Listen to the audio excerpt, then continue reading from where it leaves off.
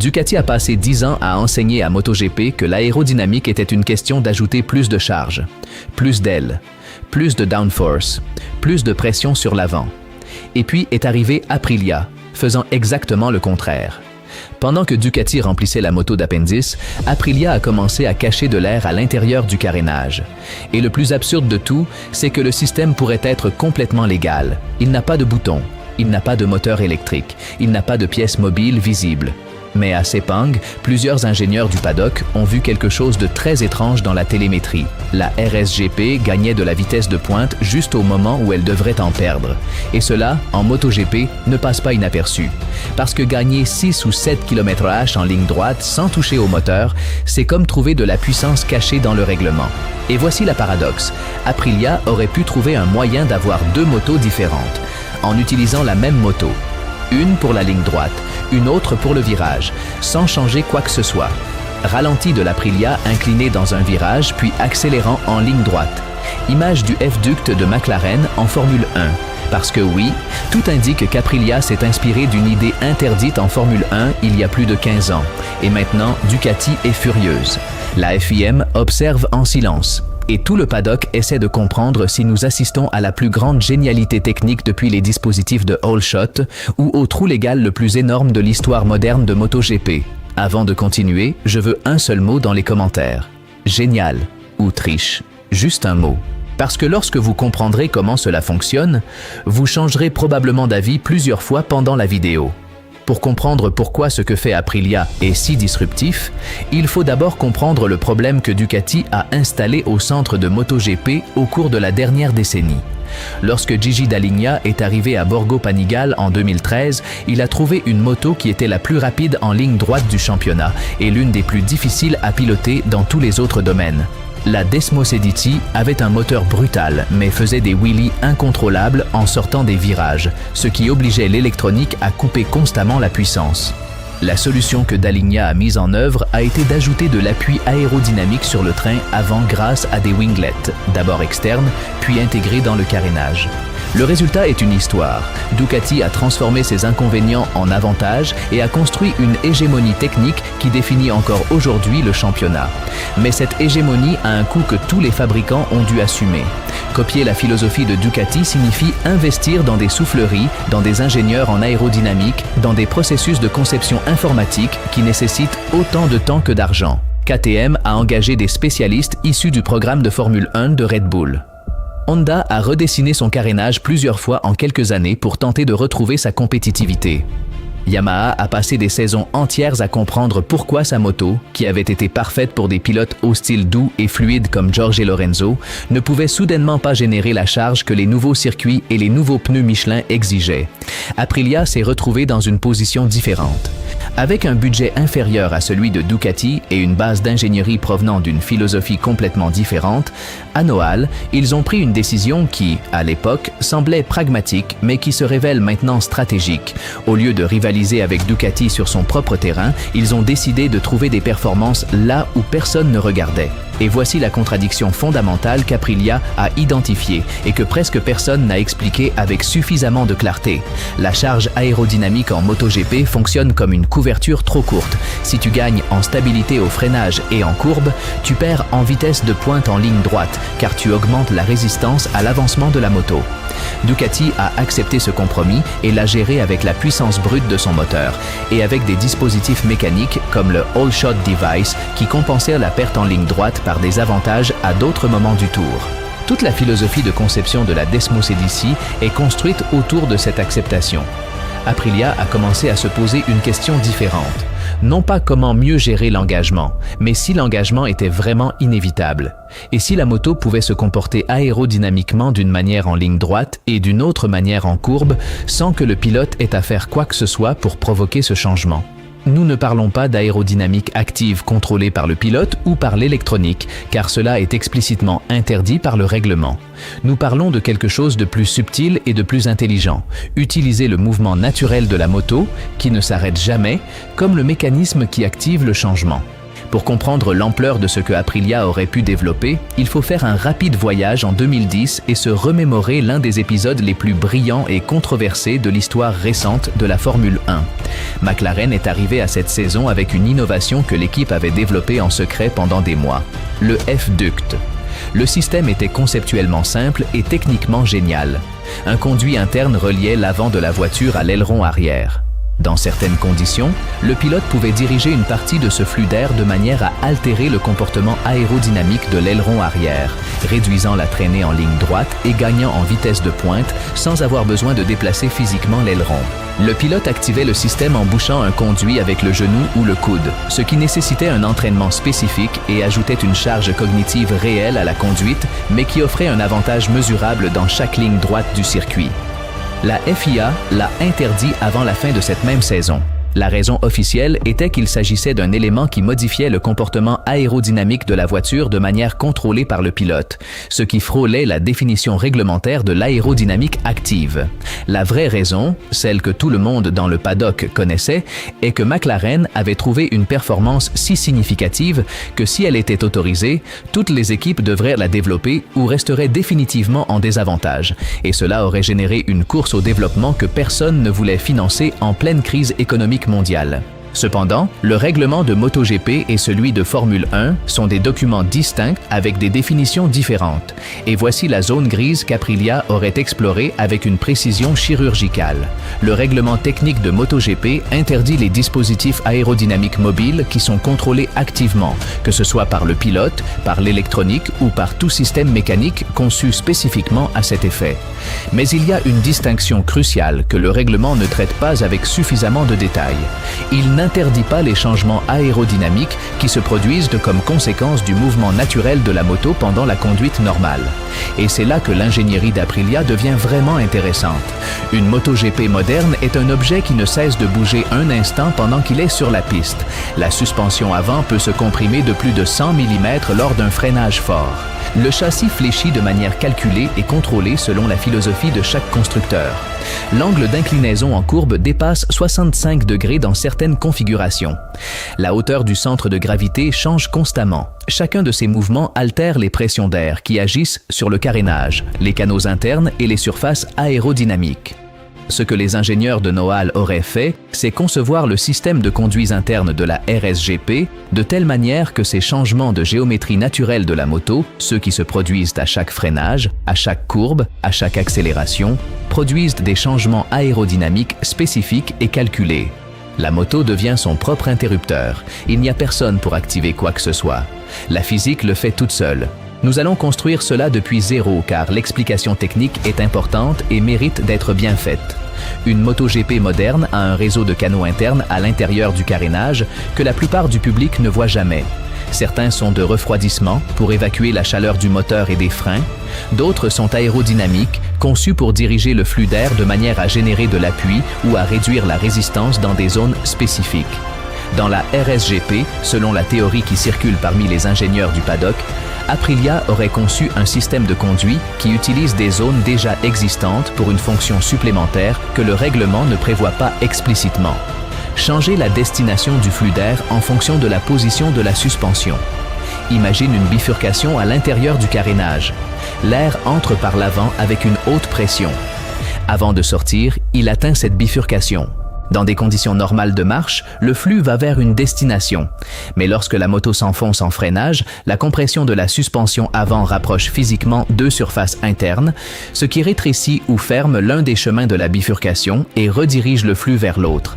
Il n'y a pas de valve, il n'y a pas d'actionneur. Il y a une géométrie conçue pour que la physique fasse le travail. En ligne droite, lorsque la suspension est étendue et que la moto est en position de haute vitesse, le flux pourrait être dirigé vers des zones arrière de basse pression d'une manière qui réduit la résistance totale de la moto. L'effet serait similaire à celui du F-Duct de McLaren. Une partie des turbulences qui freinent normalement l'arrière de la moto est réduite et la vitesse de pointe augmente sans avoir besoin de modifier la puissance du moteur. Selon les données de télémétrie qui ont suscité des soupçons à Sepang, ce gain pourrait être compris entre 6 et 8 km/h, ce qui, en MotoGP, représente une énorme différence car il n'est pas accompagné du coût habituel en appui aérodynamique.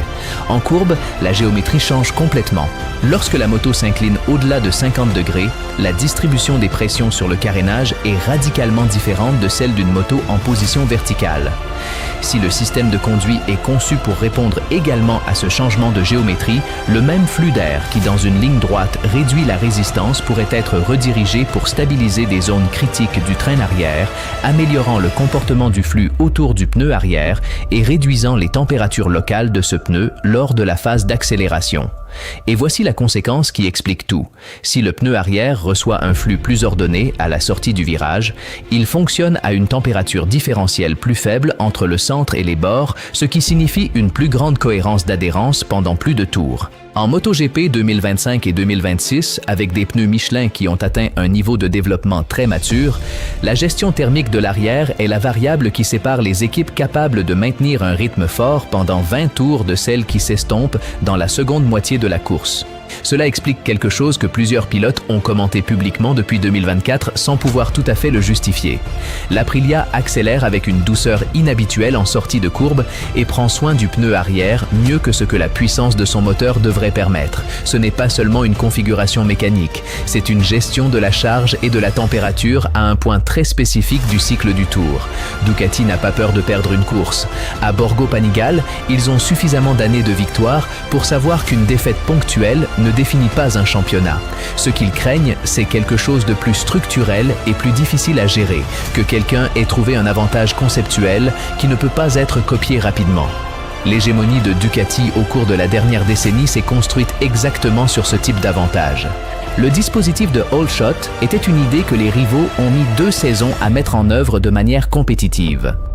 Les dispositifs de hauteur de conduite ont ajouté une autre couche de complexité que seul Ducati maîtrisait complètement lors de la première année. L'aérodynamique extrême du carénage a mis encore plus de temps à être égalée car elle nécessitait non seulement de copier les formes externes, mais aussi de comprendre la philosophie des flux internes qui se cachent derrière chaque surface. D'Aligna a construit une culture d'innovation chez Ducati qui transformait chaque nouveau concept en un avantage qui durait au moins une saison avant que le paddock puisse atteindre le même niveau. Maintenant, la situation s'inverse. Si Aprilia a intégré un système de gestion des flux qui dépend de la géométrie spécifique du châssis et de la suspension de la RSGP, le copier n'est pas seulement une question d'ajouter des conduits similaires à son carénage. Cela nécessite de comprendre exactement comment chaque partie de la moto se déplace à chaque phase du tour, comment ces mouvements affectent les pressions internes, et comment concevoir les surfaces de bifurcation pour que le résultat soit celui recherché. C'est un processus qui commence dès la conception fondamentale du châssis, pas depuis le carénage. Et cela signifie que toute équipe qui souhaite le reproduire doit commencer avec une feuille blanche. Ce qui rend la situation particulièrement inconfortable pour Ducati, c'est la philosophie qui sous-tend cela. Borgo Panigale a toujours opéré sous la prémisse que plus c'est plus d'ailes, plus de downforce, plus de complexité aérodynamique, plus de dispositifs mécaniques. La RSGP d'Aprilia représente la philosophie opposée, éliminer le compromis au lieu de le gérer. Si cette philosophie s'avère supérieure, non seulement en résultat mais aussi en efficacité de développement, Ducati devra reconsidérer des principes qui sont depuis 10 ans la base de sa domination. Cela ne se fait pas en une saison. Il y a également un composant psychologique qu'il ne faut pas sous-estimer. Les grandes équipes de motorsport développent avec le temps une certitude sur la manière correcte de résoudre les problèmes techniques du championnat. Cette certitude est utile car elle accélère les décisions et concentre les ressources, mais elle crée aussi des angles morts. Ducati était tellement concentrée sur l'optimisation de son propre paradigme aérodynamique qu'elle n'a pas consacré suffisamment de ressources à explorer si le paradigme lui-même était le seul possible. Aprilia, précisément parce qu'elle ne pouvait pas rivaliser sur le même terrain, a dû chercher ailleurs. Et parfois, la limitation des ressources est la meilleure ingénierie des problèmes possibles. Les tests de pré-saison à Sepang ont une qualité unique dans le calendrier de MotoGP. C'est le moment où les équipes montrent suffisamment de leur développement pour confirmer qu'ils existent, mais suffisamment peu pour qu'il soit impossible de comprendre exactement comment ils fonctionnent. L'ensemble du paddock fonctionne pendant ces jours comme un système d'intelligence distribué. Chaque ingénieur, chaque mécanicien, chaque journaliste technique essaie de rassembler des fragments d'informations qui, séparément, ne disent rien, mais qui, combinés avec les données de télémétrie accessibles, donnent une image partielle de ce qui se passe. Lors du dernier test nocturne de Sepang, l'Aprilia a fait quelque chose qui a interrompu ses conversations dans le paddock. Les vitesses de pointe enregistrées ne correspondaient pas au niveau de charge aérodynamique que les observateurs extérieurs pouvaient inférer en regardant le comportement de la moto dans les secteurs techniques. Une moto avec une aérodynamique configurée pour être rapide en ligne droite sacrifie généralement la stabilité dans les courbes rapides. Elle a tendance à bouger plus, à nécessiter plus de corrections de la part du pilote, à générer des données de télémétrie plus erratiques lors des changements de direction. La RSGP affichait des vitesses de pointe caractéristiques d'une configuration à faible charge, tout en ayant un comportement dans les secteurs courbes propre à une configuration à haute charge. Les ingénieurs qui ont examiné ces données n'ont pas tiré de conclusion immédiate, car aucune conclusion immédiate n'était possible. Ce qu'ils ont fait, c'est exactement ce que font les bons ingénieurs lorsqu'ils rencontrent quelque chose qu'ils ne comprennent pas, chercher l'explication la plus simple qui soit cohérente avec toutes les données observées. Et l'explication la plus simple qui a émergé dans les conversations privées du paddock était que la moto changeait son comportement aérodynamique de manière autonome entre les moments de haute vitesse et les moments d'inclinaison profonde. Ce n'est pas la première fois que MotoGP vit un moment ainsi. Lorsque Ducati a introduit les premiers dispositifs de Whole Shot, la communauté technique a mis plusieurs semaines à comprendre exactement ce qu'il faisait, car l'effet, abaisser l'avant de la moto au départ pour réduire le wheeling, était visible, mais le mécanisme qui le produisait ne l'était pas. Ce qui a suivi était prévisible. Les équipes qui ont compris le système en premier l'ont copié. Celles qui ont mis plus de temps ont perdu 6 mois de développement. Le paddock se souvient clairement de cet épisode, et c'est pourquoi, lorsque quelque chose ne correspond pas au modèle connu, la réaction est rapide et silencieuse à la fois. Silencieuse à l'extérieur, urgente à l'intérieur. Ce qui ajoute une tension supplémentaire, c'est le timing. MotoGP est à moins de 2 ans du changement réglementaire le plus ambitieux de son histoire récente. Les équipes prennent des décisions de développement qui définiront leur compétitivité non seulement en 2026, mais aussi lors de la transition vers les nouveaux règlements de 2027. Découvrir à ce moment que Aprilia pourrait avoir trouvé un avantage conceptuel que le nouveau règlement ne traite pas spécifiquement signifie que le travail des 18 mois à venir pourrait être partiellement mal orienté pour tous ceux qui ne comprennent pas exactement ce que fait la RSGP. La question technique de savoir si le système existe et comment il fonctionne est fascinante. Mais la question politique est encore plus complexe, car elle touche aux principes sur lesquels repose le règlement de MotoGP et à la relation entre innovation et contrôle dans le sport. Le règlement technique de MotoGP, comme celui de toute catégorie de moteurs, est écrit pour interdire des choses concrètes, non pour définir ce qui est permis. Tout ce qui n'est pas explicitement interdit est implicitement autorisé, ce qui est exactement le principe sur lequel chaque innovation pertinente des 20 dernières années a été construite. Les dispositifs de Whole Shot n'étaient pas interdits lorsque Ducati les a introduits. L'aérodynamique extrême intégrée dans le carénage n'était pas interdite lorsqu'elle s'est généralisée. Dans chaque cas, la FIM a dû décider si elle devait agir rétroactivement, ce qui impliquait d'interdire quelque chose qui existait déjà et dans lequel les équipes avaient investi des ressources, ou simplement d'accepter l'innovation comme partie de l'évolution du championnat. Avec le système potentiel d'Aprilia, la situation est plus délicate car le concept lui-même est plus difficile à définir avec précision en langage réglementaire. Interdire un conduit spécifique est facile. Interdire le concept selon lequel le mouvement de la suspension altère le flux interne de la moto est presque impossible, sans également interdire des éléments qui font partie du design de base de toute moto de course. À quel moment un canal de refroidissement devient-il un dispositif aérodynamique ? À quel moment la géométrie naturelle d'une fourche interne devient-elle un mécanisme actif ? Ces questions n'ont pas de réponse technique évidente, et cela met la FIM dans une position très inconfortable. Le contexte réglementaire ajoute une autre couche de difficulté. Dorna essaie depuis des années de réduire le coût et la complexité du développement aérodynamique en MotoGP. Les changements prévus pour 2027 vont exactement dans cette direction. Carénage plus petit, moins de liberté de conception, moins d'appendices, moins de dispositifs mécaniques. Si une innovation apparaît maintenant qui, en essence, ouvre une nouvelle dimension de développement aérodynamique, interne plutôt qu'externe, basée sur des flux plutôt que sur des surfaces, Dorna est confronté à la possibilité que ses propres changements réglementaires soient insuffisants pour contenir la prochaine course au développement.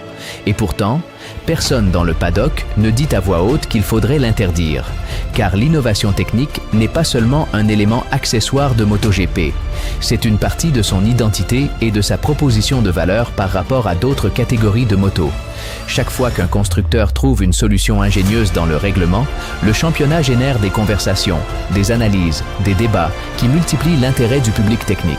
Ce public technique est une partie démesurément importante de l'audience et de la base de fans qui font de MotoGP ce qu'il est. L'histoire suit toujours le même schéma. D'abord, on minimise. Ensuite, on enquête. Si l'avantage est confirmé, on proteste. Puis, on copie. Et enfin, lorsque tout le monde l'a, ou lorsque le championnat commence à sembler trop dominé par cet élément, on interdit.